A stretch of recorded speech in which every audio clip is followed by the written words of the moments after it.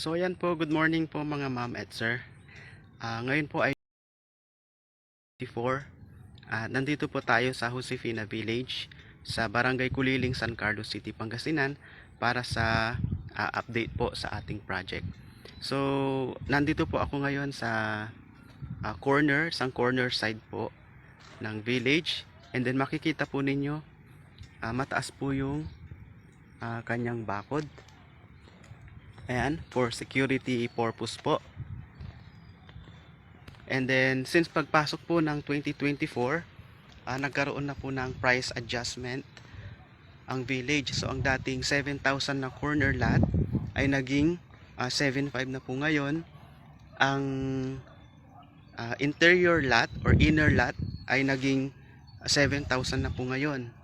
Ang reservation fee po natin ay hindi po nagbago, 5,000 pa rin. Ang ating down payment ay 30% mula sa ating total contract price, at lahat po yun ay deductible sa ating TCP. So up to 5 years po ang payment po dito sa Josefina Village. So kung ikaw ay isang OFW or self-employed, yan, so pasok ka po dito. So hindi mo namamalayan, 3 to 5 years meron ka ng sariling property. So pwede po itong pang investment, pang residential. Ayan, at may future development po dahil isang ride lang nasa City of San Carlos na po tayo. And then pinagitnaan po ito ng dalawang bayan ng Malasiki at isang bayan ng Basista.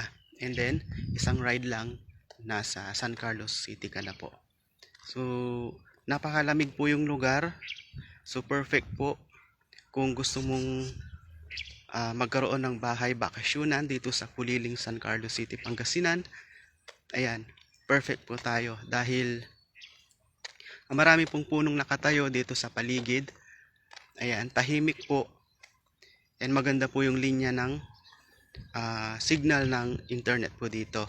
Ready na po ang village po. Ikaw na lang po yung hinihintay. Ayan. So,